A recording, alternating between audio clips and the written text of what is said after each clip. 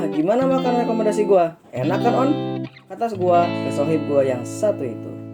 Ya 7/10 lah. Lumayan. Cuma rame doang deh kayaknya. Katanya sambil mengunyah makanan pesanan online kami yang baru saja dibuka. Gue jadi ingat dulu pas SMA. Jadi gue dulu bilang ke gebetan gue si Ica buat pesan makanan buat dia via online gitu bal. Tiba-tiba dia bilang gitu. Gak ada angin gak ada hujan. Tiba-tiba aja. Kenapa tuh on? Respon gue sambil minum air putih segelas penuh sekali minum. Iya, dulu pas deketin si Ica, gue kan bilang kayak aku pesanin makanan online ya. Terus dia kayak nolak-nolak itu kan. Nah, habis itu gue langsung pesan aja. Terus kirim ke rumah dia. Si One cerita ke gue sambil minum soft drink milik dia. Apa respon si Ica gebetan lu? Well, dia jawab kalau si Ica langsung gak enakan gitu. Ya walaupun bilang terima kasih juga ke si Oni. Jadi pas dia bilang makasih gitu ke gua bal, dia langsung berhenti nolak-nolak gitu. Kayak selesai aja tuh debatnya. Nah, kalau gua simak dari pengalamannya gitu, pertanyaannya bener sih kalau menang debat ya dengan tindakan. Tapi kalau masih PDKT harus maksa gitu ya. Khusus buat sobat gua yang masa gebetannya buat dipesanin makanan online dari dia.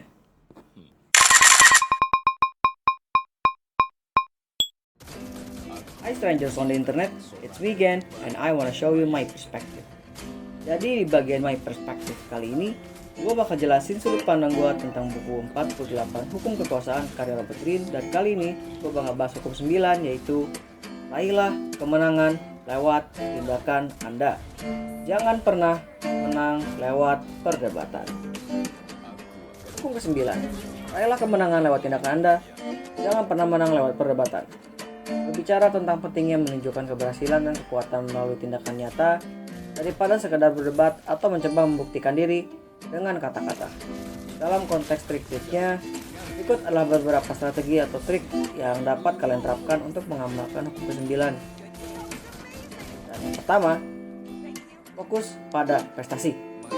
Alihkan perhatian kalian dari perdebatan tanpa akhir dengan mengutamakan pencapaian nyata. Tunjukkan dedikasi dan kerja keras melalui tindakan kalian untuk mencapai tujuan kalian dan juga proyek kalian yang telah ditetapkan. Kedua, tetap tenang dalam konflik. Saat kalian terlibat dalam situasi konflik atau perdebatan, pertahankan sikap tenang dan tetap mengendalikan emosi kalian. Jangan membiarkan perdebatan mengganggu fokus kalian pada tujuan akhir. 3. Gunakan pendekatan kolaboratif. Daripada mencoba menang dalam perdebatan dalam tanda kutip, pilihlah pendekatan kolaboratif dengan orang lain. Dengan cara mendengarkan pendapat dan pandangan mereka dengan seksama dan tunjukkan rasa hormat pada sudut pandang mereka. 4. Jadilah pendengar yang baik.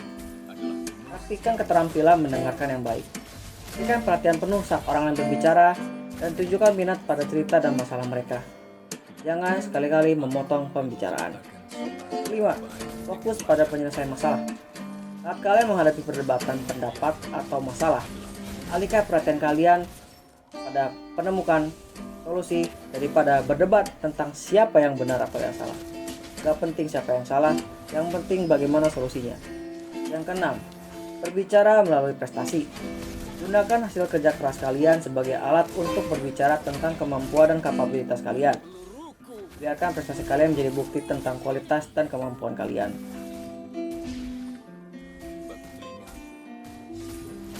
7. Jangan tercampur dalam drama. Ini penting. Hindari terlibat dalam drama atau konflik yang tidak perlu. Pertahankan fokus kalian pada tindakan yang positif yang dapat membantu kalian mencapai tujuan kalian. Drama dapat menghambat progres kalian dan juga dapat menghambat apa yang kalian upayakan.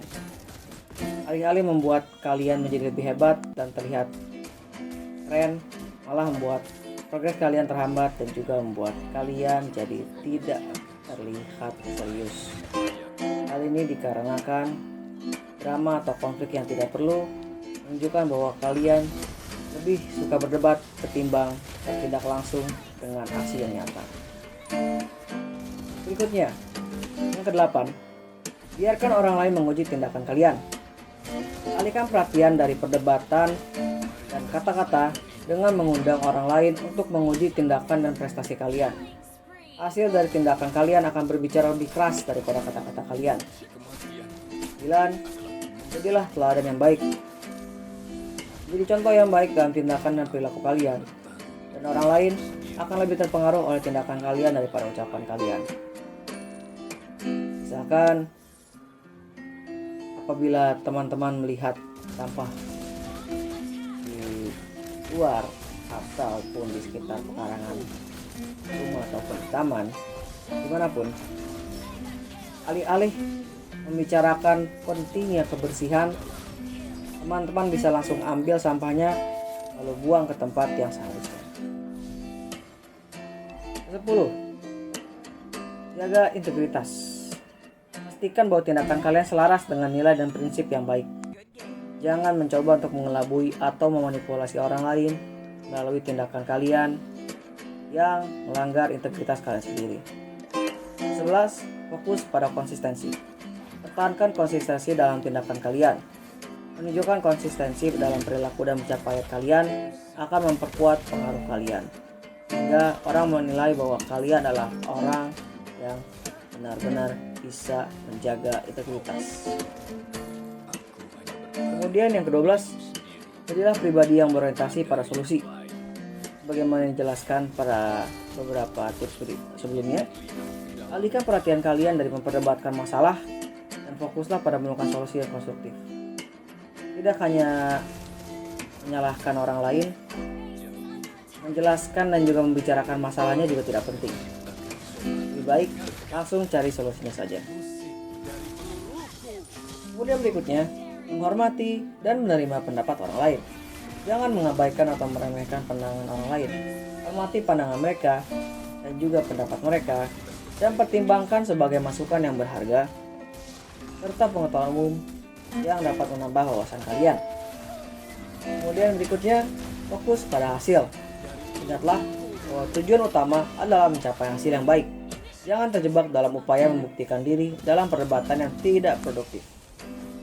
Dan ingat juga teman-teman, orang-orang melihat hasil dan tidak melihat usaha kalian. Pastikan kalian fokus pada hasilnya, bukan dengan upaya membuktikan diri dan juga dalam perdebatan yang tidak seharusnya. Kemudian yang terakhir, jadilah pemimpin yang menunjukkan dengan tindakan. Jika kalian memiliki peran kepemimpinan, tunjukkan keberhasilan dan dedikasi melalui tindakan yang nyata. Pimpin dengan teladan dan buktikan kemampuan kalian untuk mencapai hasil yang baik. Penting untuk diingat bahwa fungsi 9 itu menekankan pada kebijaksanaan dan integritas dalam menghadapi situasi sosial dan konflik. Hindari manipulasi dengan menggunakan trik-trik yang merugikan orang lain, teman-teman. Gunakan strategi ini dengan bijaksana untuk mencapai tujuan kalian dan memperkuat pengaruh kalian dengan cara yang positif dan juga etis. Jadi sahabat gua si Oni ini sudah melanggar hukum 9 dengan melakukan perdebatan dengan gebetannya waktu SMA, walaupun dia tahu kalau dia hanya dimanfaatkan. Konteksnya, si Oni diminta ngerjain PR sejarah oleh gebetannya waktu SMA, dan dia merasa risih karena statusnya yang baru gebetan sudah harus diminta melakukan hal ini dan hal itu, dan kemudian dia berpikir kalau dia hanya dimanfaatkan saja, bukan sebenarnya disukai oleh gebetannya waktu itu.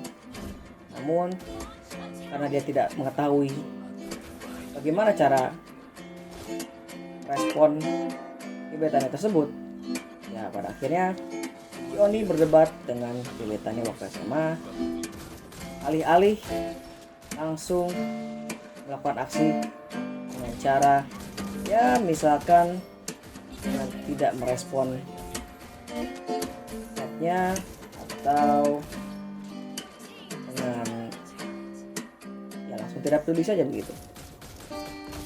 So that's it on my perspective. Thanks for your time and let me know your opinion in the comment section below. Nanti komentar yang keren bakal gue baca di video selanjutnya. Buat kalian yang merasa konten gue bermanfaat dan membantu kalian dalam kehidupan sosialnya, kalian bebas buat like kontennya dan subscribe, terus nyalain loncengnya biar ada notifnya ya teman-teman, dengan kesadaran dan hak kalian. Okay, so have a great day strangers on the internet. See ya.